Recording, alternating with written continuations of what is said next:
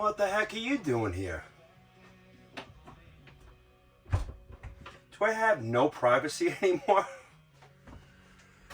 Good morning. Wow, okay. Ugh. Hey, what's going on? Oh yeah, I'm in the camper. I guess you're here to get the second episode of the Tubecast. Hope you guys like the set this morning. Well, I'm not at camp. I'm in my backyard. And, we're getting close to that part of the year that we get ready for going to camp and hanging out. And, well, here I am. Well, good morning. Cheers, cheers, cheers. I want to thank you guys for showing up so early in the morning. Bucky Showalter says hi. He's downstairs in the basement. So I was thinking, maybe we'll do a second Tubecast and see how that goes. Well, for those who haven't watched the first one, my name is Jimmy Sands. I'm a retired New York City fireman, living in West Webster, New York, happily married. So I figured today we'll talk about that fire. That fire will kind of explain why I'm going to be doing these little tube casts. Those of you that know me, I've done some pretty goofy stuff in the past, back in the day, and I did my little daily shows. I don't know if you remember during quarantine. Did all kinds of funny things. These are just kind of some of the things that I've done to kind of help me get through things. So it's a good idea. What time is it? It is 4:13. I've been up since about 2:30, 2:45. It's getting better. That being said, PTSD, post-traumatic stress disorder. It's not a death sentence, ladies and gents. It's a challenge, I guess. It's something that happens when you go through a severe traumatic experience. It could be anything from, for me, it was a fire. It could be from the death of someone. Military vets have it from wartime. Doctors and nurses have it from things in the ER. Civilians can have it from just about anything. A lot of people just don't get the help that they need. And you know what? You need to, Personal story. I'm married to the Heather 7 years. Moving on 8 years with the marriage. We've been together for 10. All marriages have their ups and downs, and alcohol and drugs and stuff, they kind of play a part with PTSD. And that's one of the things that I'm going to be talking about, is why I can tell you for a fact alcohol is not going to help you. It's just not going to do it. Now, disclaimer, I am not a licensed clinical therapist. I'm not a psychologist, a psychiatrist. God, people know that I'm not even close to that. But I have something called life experience. And I can tell you all for a fact, alcohol is not going to help you. It's going to make, and I really want to use big words here. I got a good enough diploma, GED, for those that don't understand that one. Little giggles this morning. I found that a lot of things that were going on in my life, with the nightmares and just everyday life and stuff, drinking would just put it away. Sure, it's going to do it for a while, but then you wake up. So now you're hungover, you feel like garbage, you can't hold down food, and it's there, and then you go and do it again, and then it's there, and then it's there. So just stop that nonsense. The fire. So I've been in the fire service between the volleys and career, I think close to 27 years. And I got to tell you, one of the greatest callings anybody can have. I'm not going to go 100% in depth, but this will just kind of pave the path to what I'm trying to do here. Going to a fire And every fireman wants the job. You want the big job, like I'm going to work, got a job. You know, you hear that 1075, or in Long Island, you get that Signal 10, or you hear that working fire. You know, you train, you learn, and you want to go to work. You want to help people, and you want to put that fire out. We had that job at Deutsche Bank, and that job was one of the craziest moments of my life that is with me every day. That's with me right now as we talk, you know. That being in the back of my mind, that situation, and how life is at the moment, it just compounds, and it gets you to the point like, what do I do? Like, you know, some people, they'll get up and they'll just get a drink, and they'll get up and they'll sit around and they'll mope, or they won't take care of themselves and they just eat and eat and eat and eat and eat. I mean, you could have seen that for the last 10 years that a lot of you guys know me. You know, the weight fluctuation between the drinking and the eating, and then the eating and the sitting around, the laziness, and then everything. And it's just like your body just takes a toll on you. Next thing you know, you're sick. You know, I had pancreatitis. It was horrible. I describe it as alien babies trying to pop out of your stomach. I was drinking for social, but I'm pretty sure in the back of my mind I was drinking for a lot more than that. That being said, we're at that job. We go up there, and I'm not going to get in depth, and there'll be a time where I'm going to bring a couple different first responders in with me, and we're going to kind of take some of my little talks that I give to local departments and things like that. We'll put those in there with this. I've gotten some pretty good feedback from some actual professional doctors, therapists, and psychologists. You know, I want to get some kind of a format as to not stray away from the whole point of this. The point of this is to put it out there. I'm willing to take what I feel, what I go through, how I am, and put it out there to the world in the hopes that it will help people know that it's okay to talk about things, you know? I've had several first responders come up to me and thank me for talking. I've had several first responders come up to me and say, hey, you know, can we meet for a cup of coffee? And that's what this is going to be all about. You know, St. Patrick's Day weekend, you know, I was honored to work at an Irish restaurant, Shamrock Jackson, around the Quake, New York. Helped that family set up for their St. Patrick's Day event and worked the door. You know, I was around booze the entire weekend, and I will admit that that first Friday night, I did have one shot, because we had a lot of setup to do and stuff like that, but all day Saturday, nothing. Sunday, one of the chiefs from Engine 10 in Manhattan died. And I felt, you know what, I should just have a couple in his honor, because he was very important part of what happened during that Deutsche Bank fire. You know, when Dave and I got into the hospital like 2 o'clock in the morning, we had gone to the firehouse after that. We walked back to the firehouse. First thing he did was meet us at the door, make sure that we called our families, let them know we were okay, and then made sure that we ate, and told us, you know, go grab some chow. And, you know, he was one of the main reasons why Engine 10 Ladder 10 remained open. You know, he had battled cancer once, Trade Center related, beat that, and then succumbed to cancer this past Sunday.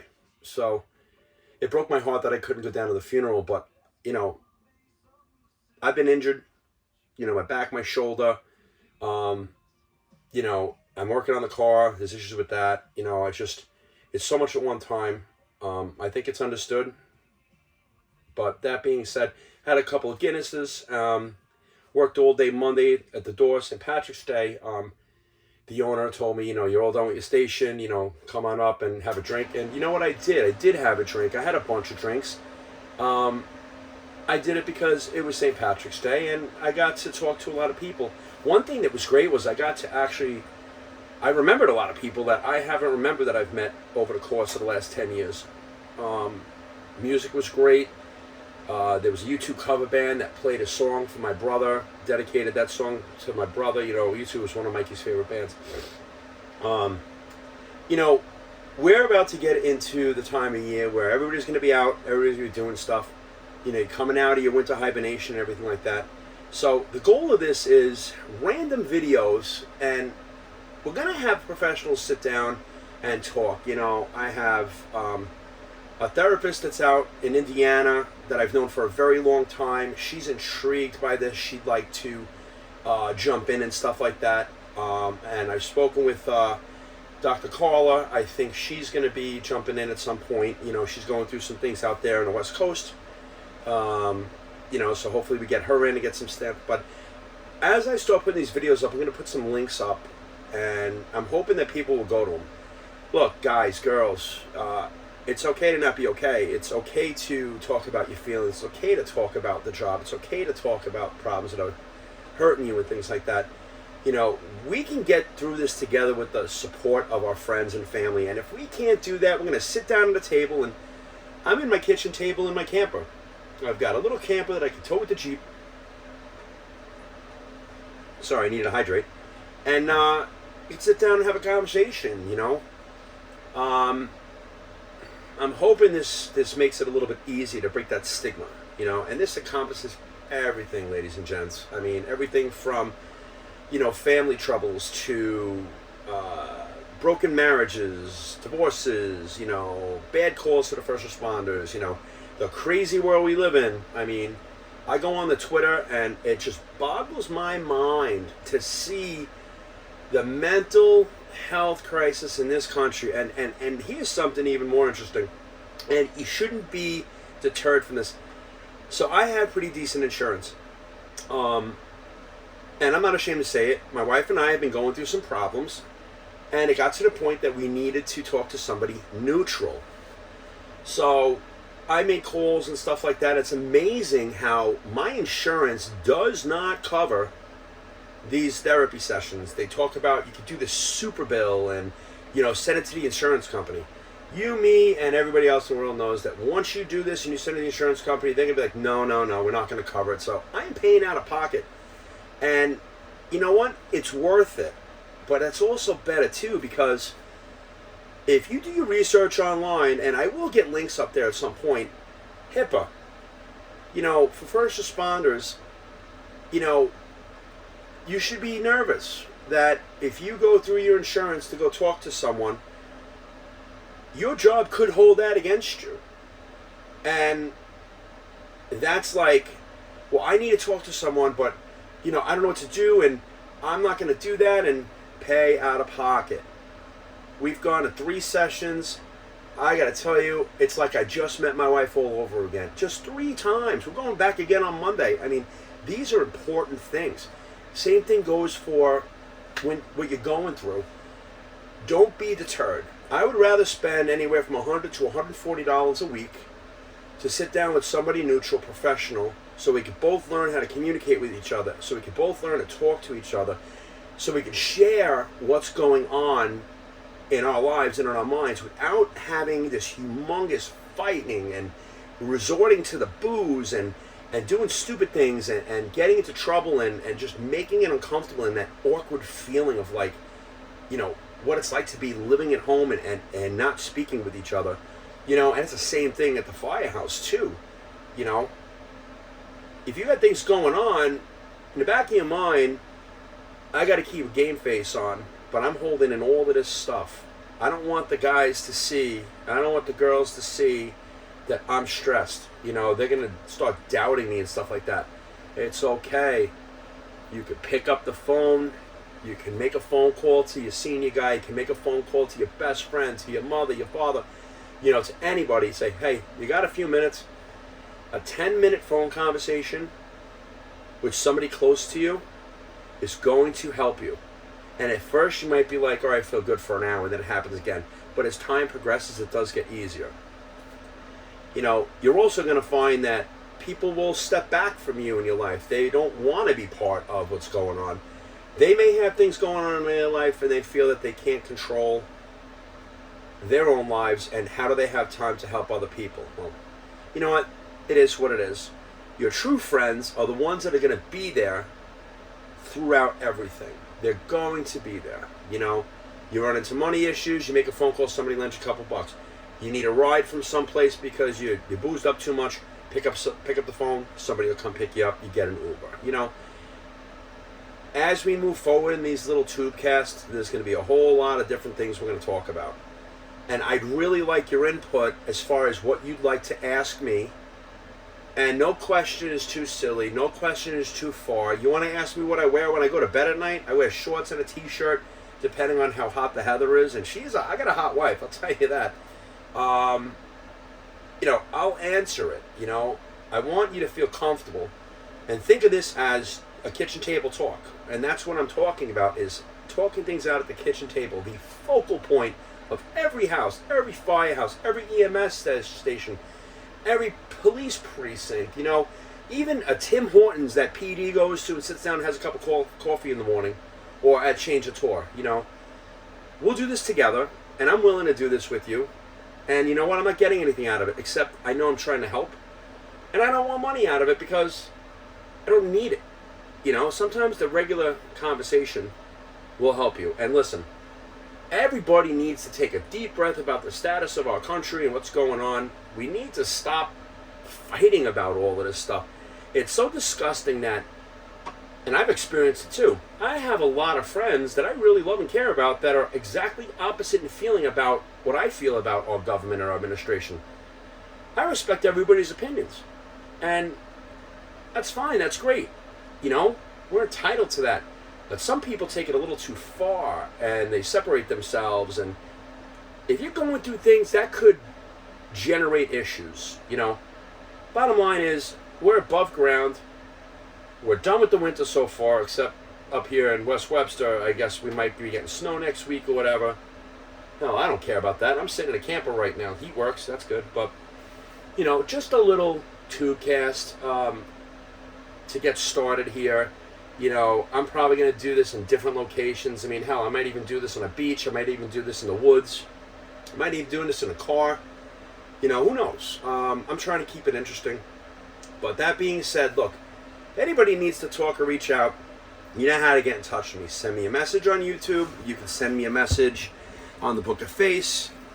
I don't recommend you send me a message on Twitter because, I keep Twitter. That's actually where I do all my venting about everything that's going on in the country. And it's better that way because, But look, I hope everybody has a great day. I'm going to get back to my coffee if that's okay. And you know what? Do something good for someone. Be awesome. Be great. And think of some things and, get them into me and we'll take care of it. See ya.